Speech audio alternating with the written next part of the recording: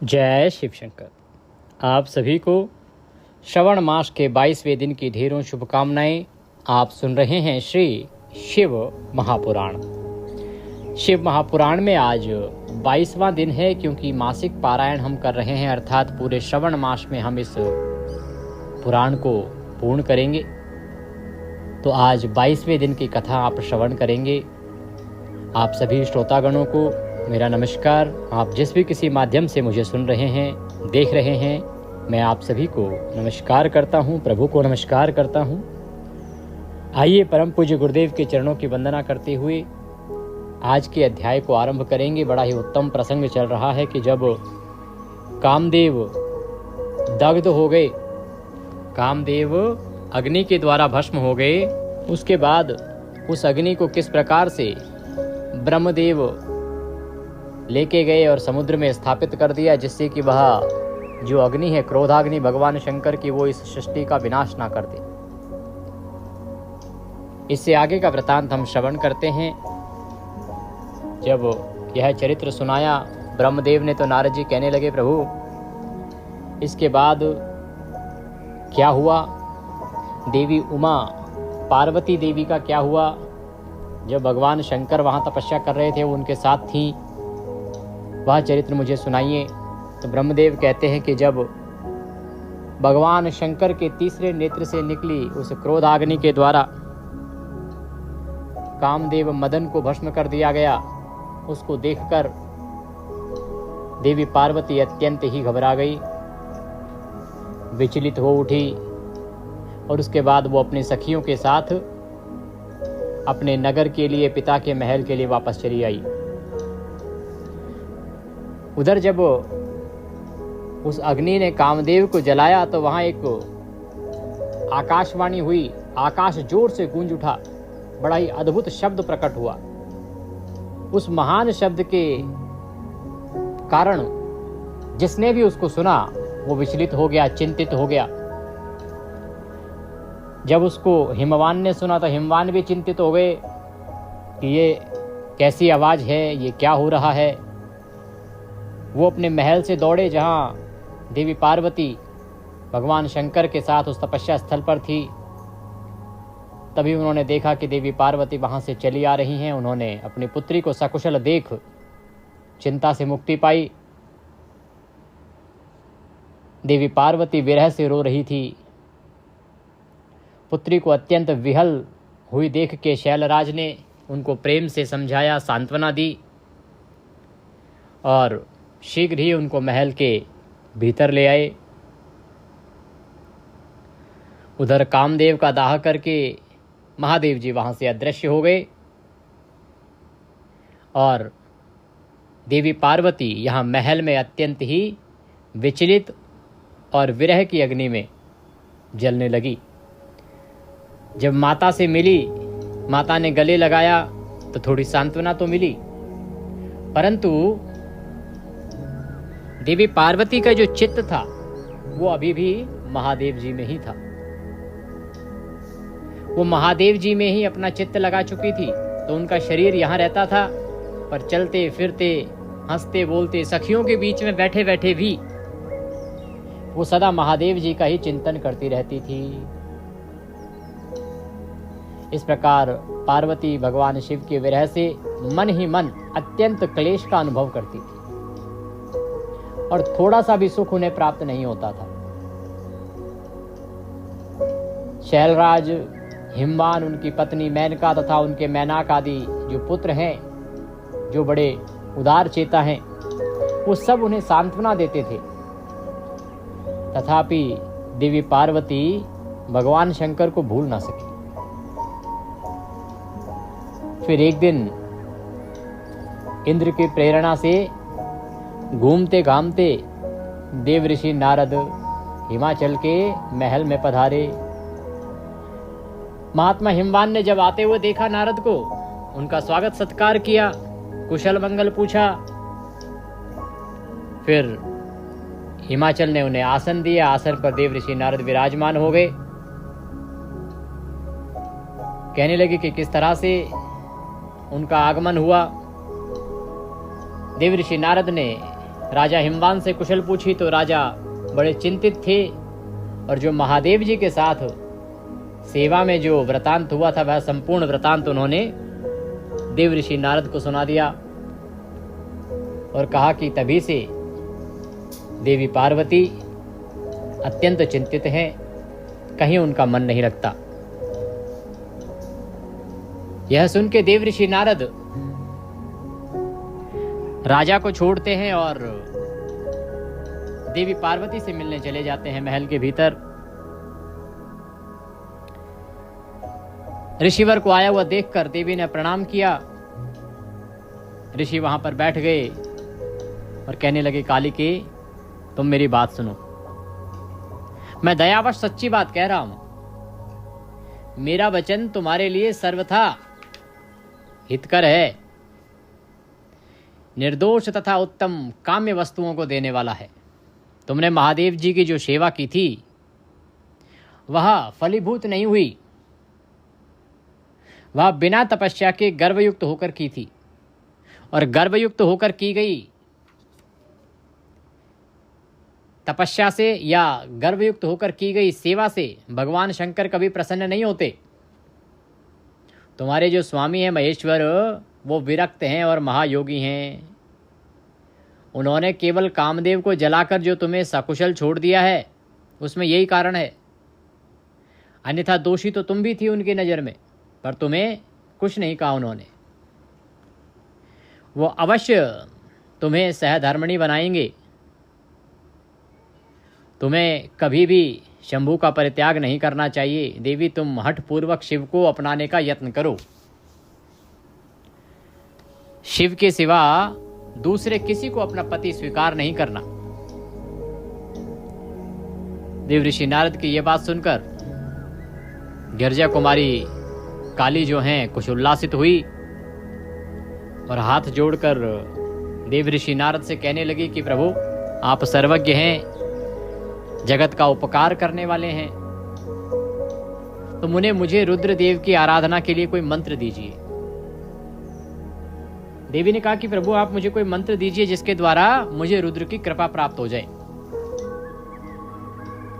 तो प्रिय भक्तों, देव ऋषि नारद ने पार्वती देवी का ये वचन सुनकर उन्हें पंचाक्षर मंत्र जो शिव मंत्र है, नमः शिवाय नमः शिवाय, यह विधि पूर्वक इसका उपदेश दिया, इसकी महिमा बताई, उसका पूरा प्रभाव बताया, जिससे कि उससे प्रभावित होकर देवी उस मंत्र के द्वारा तपस्या करे।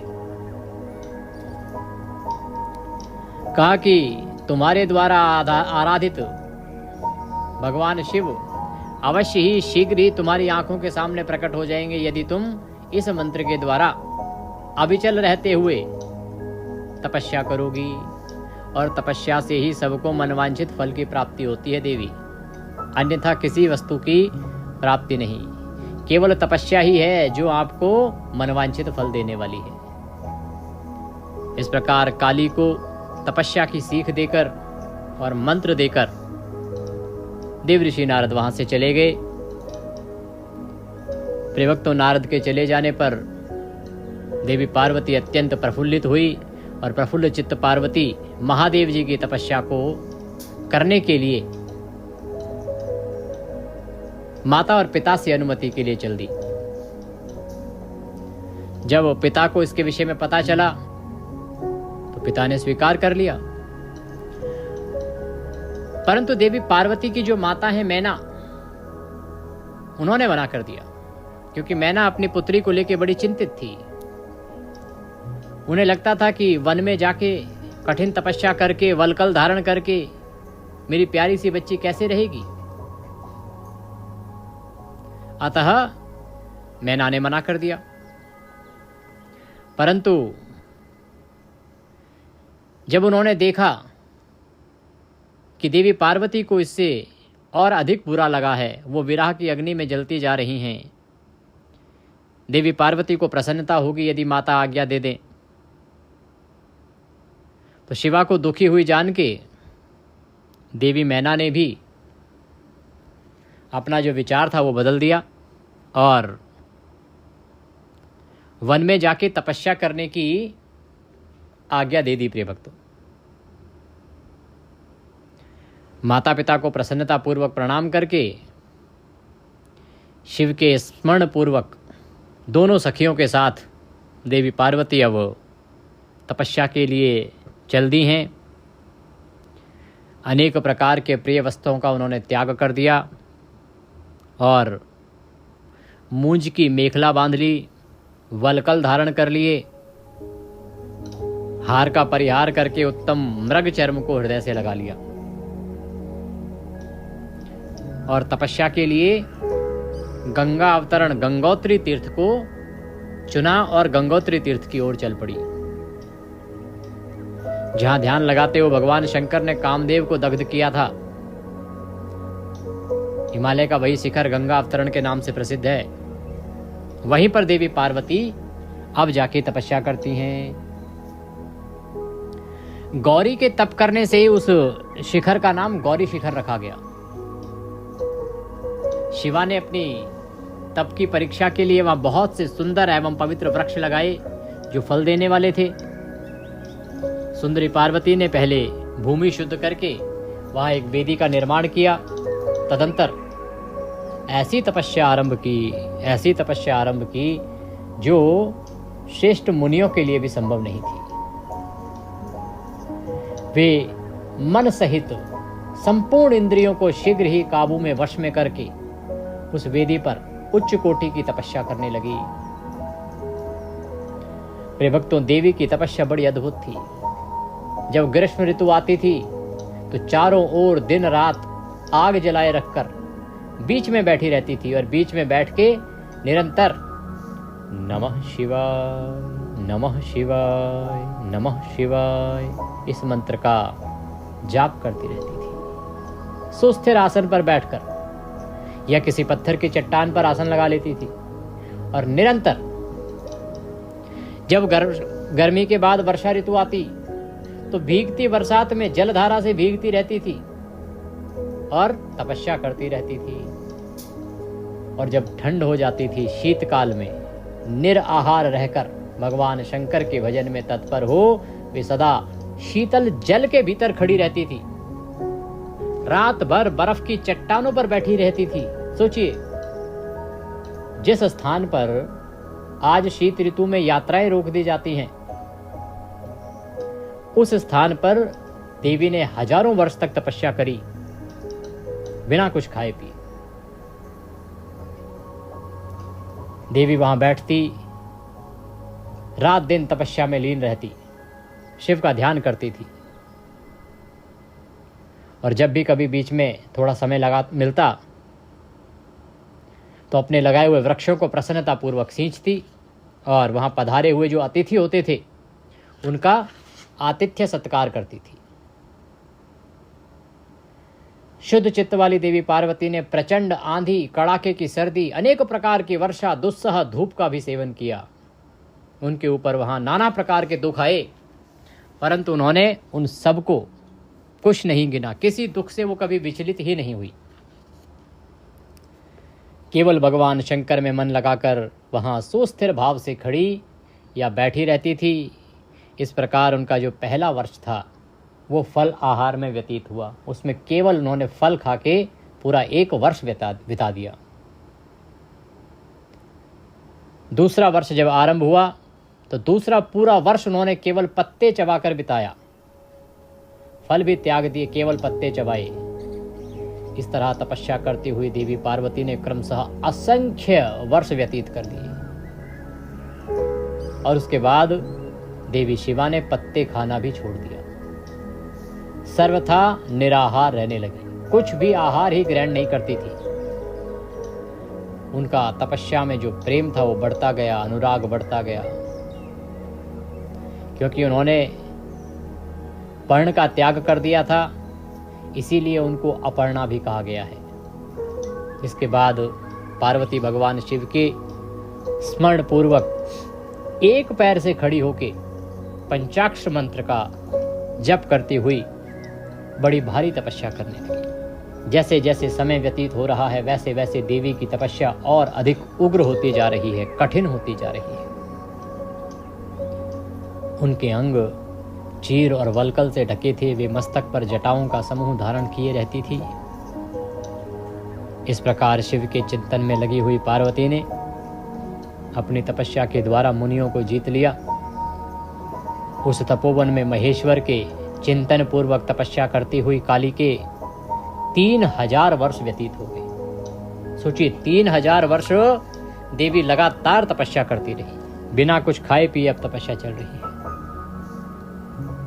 उनकी तपस्या का यह प्रभाव रहा प्रिय भक्तों कि जिस स्थान पर देवी तपस्या करती थी उस स्थान पे अब जो जन्मजात शत्रु हुआ करते थे वो भी मित्र की भांति रहने लगे।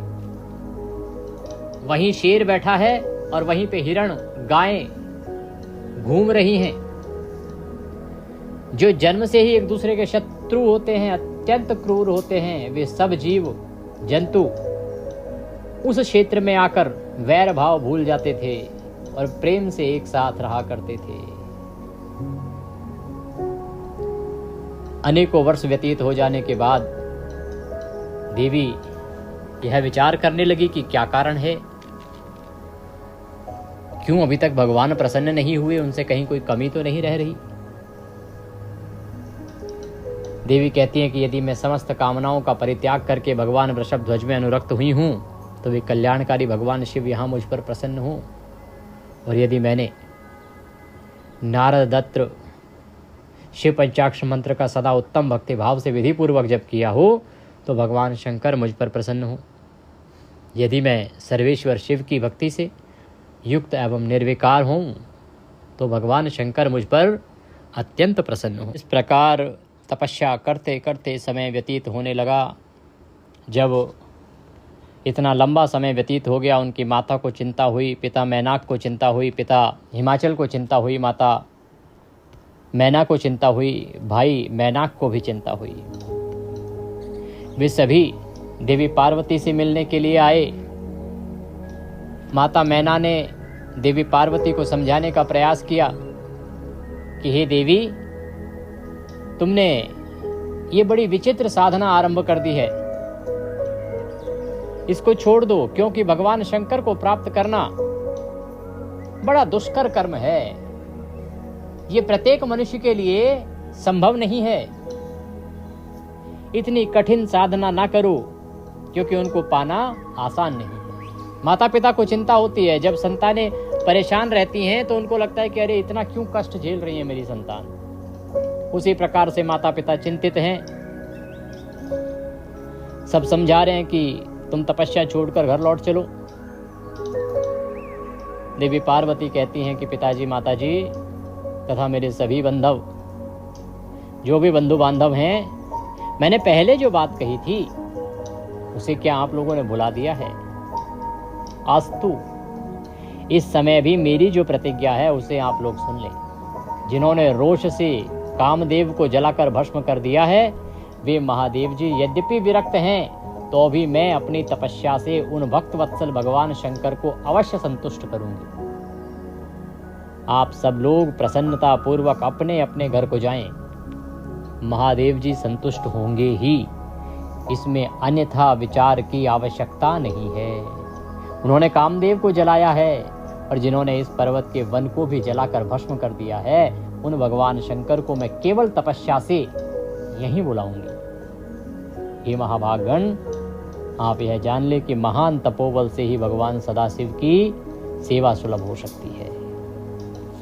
इस प्रकार से सुमधुर भाषण करने वाली पर्वतराज की कुमारी शिवा माता पिता, भाई मैनाक पिता हिमालय और मंदराचल आदि से उपयुक्त बात कहकर शीघ्र ही चुप हो गई। शिवा के ऐसे कहने पर वे चतुर चालाक पर्वत गिरिराज सुमेरु आदि गिरिराज की बारंबार प्रशंसा करते हुए अत्यंत विस्मित हो गए और जैसे आए थे वैसे ही सब अपने अपने घर को लौट गए। इधर उन सबके चले जाने पर सखियों से घिरी हुई पार्वती मन में यथार्थ निश्चय करके पहले से भी अधिक उग्र तपस्या करने लगी। अब उन्होंने अपनी तपस्या को और अधिक कठिन बना दिया। ब्रह्मदेव कहते हैं कि मुनिश्रेष्ठ नारद, देवताओं, असुरों, मनुष्यों और चराचर प्राणियों सहित समस्त त्रिलोकी उस महती तपस्या से संतप्त हो उठी। उस समय समस्त देवता, असुर, यक्ष, किन्नर, चारण, सिद्ध, साध्य, मुनि, विद्याधर महान से महान कष्ट में पड़ गए, परंतु इसका कोई कारण नहीं समझ में आया। तब इंद्र आदि सब देवता मिलकर गुरु बृहस्पति से सलाह लेने के लिए सुमेरु पर्वत पर पहुंचे और ब्रह्मदेव विधाता की शरण में आए। उस समय उनके सारे अंग संतप्त हो रहे थे। वहां पर ब्रह्मदेव को प्रणाम करके कहने लगे कि प्रभु, जगत के संतप्त होने का क्या कारण है? ये जगत क्यों संतप्त हुए जा रहा है? उनका ये प्रश्न सुनकर मन ही मन शिव का स्मरण करके विचार पूर्वक ब्रह्मदेव सब कुछ जान गए। इस समय विश्व में दाह उत्पन्न हो गया है, वह गिरिजा की तपस्या का फल है। यह जानकर ब्रह्मदेव उन सब के साथ शीघ्र ही क्षीर सागर को गए। वहां जाके भगवान विष्णु को सब कुछ बताया। तो भगवान विष्णु कहने लगे कि देवताओं, मैंने आज पार्वती जी की तपस्या का सारा कारण जान लिया है, अतः तुम लोगों के साथ अब परमेश्वर शिव के समीप चलता हूं। तो सभी देवताओं को साथ लेके ब्रह्मदेव और भगवान नारायण भगवान शंकर के पास चल दिए। इंद्र आदि देवताओं की सभी बातों को सुनने के बाद श्रीहरि ने उन सबको सांत्वना दी और कहा कि मैं अब तुम्हारे साथ चलता हूँ, चलो प्रभु के धाम चलते हैं। अब सभी देवगण जो हैं भगवान नारायण के साथ कैलाश की ओर प्रस्थान करते हैं। और प्रस्थान करते करते जब जा रहे हैं तो देवी पार्वती का जो आश्रम है जहाँ वो तपस्या कर रही हैं वो पहले पड़ता है, भगवान का स्थान बाद में आता है। तो उनको मन में बड़ी उत्सुकता हुई, इसीलिए वे उनके आश्रम पर चले गए। पार्वती के श्रेष्ठ तप को देखकर सब देवता उनके उत्तम तेज से व्याप्त हो गए। उन्होंने तपस्या में लगी हुई उन तेजस्मयी जगदम्बा को नमस्कार किया और साक्षात सिद्धि स्वरूपा शिवा देवी के तप की भूरी भूरी प्रशंसा करते हुए वे सब उस स्थान पर गए जहां भगवान वृषभध्वज विराजमान थे। प्रिय भक्तों, वहां पहुंचकर सब देवताओं ने पहले नारद को उनके पास भेजा और स्वयं वे मदन हंकारी भगवान हर से दूर ही खड़े रहे। वे वहीं से यह देखते रहे कि भगवान शिव कुपित हैं या प्रसन्न हैं। भाई, अगर अभी भी भगवान शंकर क्रोध में है तो क्यों पास में जाके छेड़ा जाए। इसीलिए नारद जी को भेज दिया। अब नारद जी को इसलिए क्योंकि नारद तो भक्त हैं प्रभु के और सदा प्रभु में मन लगाए रहते हैं, इसीलिए उनको पहले भेज दिया। अतः नारद ने भगवान शिव के स्थान पर जाकर उन्हें सर्वथा प्रसन्न देखा। फिर वहां से लौटकर नारद श्री विष्णु आदि सब देवताओं को भगवान शिव के स्थान पर ले गए और वहां पहुंचकर विष्णु आदि सब देवताओं ने देखा कि भक्त वत्सल भगवान शिव सुख पूर्वक प्रसन्न मुद्रा में बैठे हैं। अपने गणों से गिरे हुए शंभु तपस्वी का रूप धारण किए योग पट्ट पर आसीन थे। उन परमेश्वर रूपी शंकर का दर्शन करके ब्रह्मा सहित श्री विष्णु तथा अन्य देवताओं, सिद्धों और मुनीश्वरों ने उन्हें प्रणाम करके वेदों और उपनिषदों के सूत्रों द्वारा उनका स्तवन किया। ब्रह्मदेव कहते हैं कि नारद देवताओं ने वहां पहुंचकर भगवान रुद्र को प्रणाम करके उनकी स्तुति की। तब नंदिकेश्वर ने भगवान शिव से उनकी दीन बंधुता एवं भक्त वत्सलता की प्रशंसा करते हुए कहा कि प्रभु, देवता और मुनि संकट में पड़कर आपकी शरण में आए हैं, हे सर्वेश्वर, आप उनका उद्धार करें। नंदी जी महाराज ने जब प्रार्थना करी भगवान शंकर से, कहते हैं कि आप इन सब का कल्याण करें। दयालु नंदी के इस प्रकार सूचित करने पर भगवान शंभु धीरे धीरे आंखें खोलते हैं और आंखें खोलकर ध्यान से उपरत होते हैं। समाधि से विरत हो परम ज्ञानी परमात्मा एवं ईश्वर शंभु ने समस्त देवताओं से इस प्रकार कहा। भगवान शंकर बोले, विष्णु, ब्रह्मा, आप देवेश्वरों, तुम सब लोग मेरे समीप कैसे आए? तुम अपने आने का जो भी कारण है वह शीघ्र बताओ। भगवान शंकर का ये वचन सुनकर देवताओं की ओर से भगवान नारायण उनको बताते हैं कि किस प्रकार से तारकासुर ने देवताओं को और सृष्टि को दग्ध किया है, कैसे वह सबको प्रताड़ित करता है। साथ ही बताया कि कैसे उसने ब्रह्मदेव की तपस्या करी और उन्होंने वरदान दे दिया कि उसकी मृत्यु ना ब्रह्मा कर सकते हैं, ना विष्णु, ना महेश। केवल महेश के अंश से जो उत्पन्न होगा उनका संतान, उनका पुत्र या उनकी जो भी संतान होगी, उस पुत्र के द्वारा ही उनका वध किया जा सकता है, अर्थात तारकासुर का वध किया जा सकता है। तो हे प्रभु, आपसे हमारी यही प्रार्थना है कि आप इस कार्य की सिद्धि के लिए देवी पार्वती को पाणी ग्रहण के द्वारा ही अनुग्रहित कीजिए। विष्णु भगवान का ये वचन सुनकर योग परायण भगवान शिव ने उन सब को उत्तम गति का दर्शन कराते हुए कहा कि देवताओं, जो ही मैंने सर्वांग सुंदरी गिरिजा देवी को स्वीकार किया, त्यों ही समस्त सुरेश्वर तथा ऋषि मुनि सकाम हो जाएंगे। फिर तो वे परमार्थ पथ पर चलने में समर्थ ही न हो सकेंगे। दुर्गा अपने पाणी ग्रहण मात्र से ही कामदेव को जीवित कर देंगी। विष्णु, मैंने कामदेव को जलाकर देवताओं का बहुत बड़ा कार्य सिद्ध किया है। आज से सब लोग मेरे साथ सुनिश्चित रूप से निष्काम होकर रहें। देवताओं जैसे मैं हूँ, उसी तरह तुम सब लोग पृथक पृथक रहकर कोई विशेष प्रयत्न किए बिना ही अत्यंत दुष्कर एवं उत्तम तपस्या कर सकोगे। अब उस मदन के न होने से तुम सब देवता समाधि के द्वारा परमानंद का अनुभव कर सकते हो और निर्विकार हो जाओ, क्योंकि काम नरक की ही प्राप्ति कराने वाला है। काम से क्रोध होता है, क्रोध से मोह होता है और मोह से तपस्या नष्ट होती है। अतः तुम सभी श्रेष्ठ देवताओं को काम और क्रोध का परित्याग कर देना चाहिए। मेरे इस कथन को कभी अन्यथा नहीं जानना चाहिए। तो भगवान महादेव ने इस प्रकार की बातें कही, जिनको सुनकर ब्रह्मा विष्णु देवताओं तथा मुनियों को निष्काम धर्म का उपदेश प्राप्त हुआ। इसके बाद भगवान शंभु पुनः ध्यान लगाकर चुप हो गए और पहले की ही भांति पार्षदों से घिरे हुए सुस्थिर भाव से बैठ गए। वे अपने मन में ही स्वयं आत्मरूप निरंजन, निराभास, निर्विकार, निरामय परात्पर, नित्य ममता रहित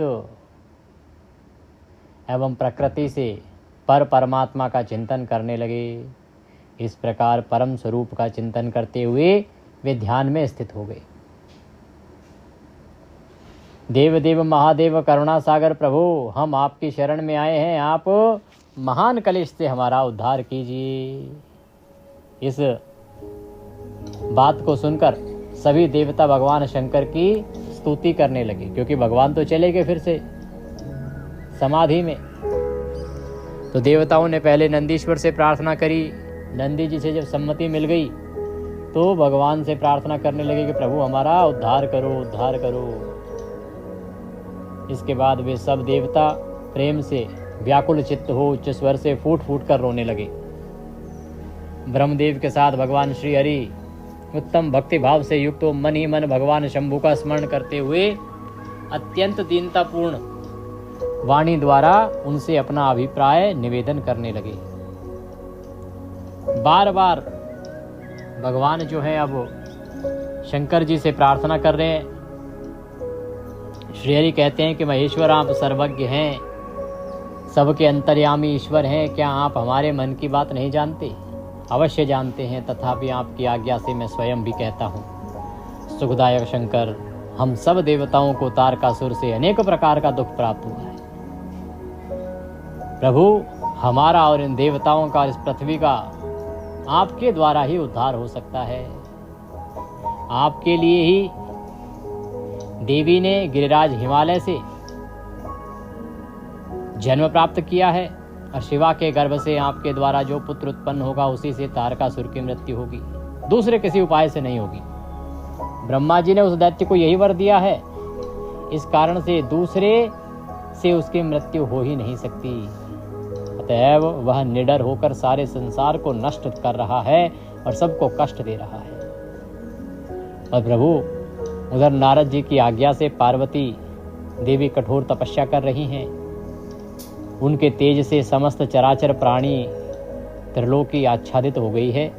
इसलिए परमेश्वर आप शिवा को वर देने के लिए जाइए, देवताओं का दुख मिटाइए और हमें सुख दीजिए। हे शंकर, मेरे साथ देवताओं के हृदय में आपके विवाह का उत्सव देखने के लिए भारी उत्साह हो रहा है। इस प्रकार से भगवान नारायण बारंबार भगवान शंकर से प्रार्थना कर रहे हैं।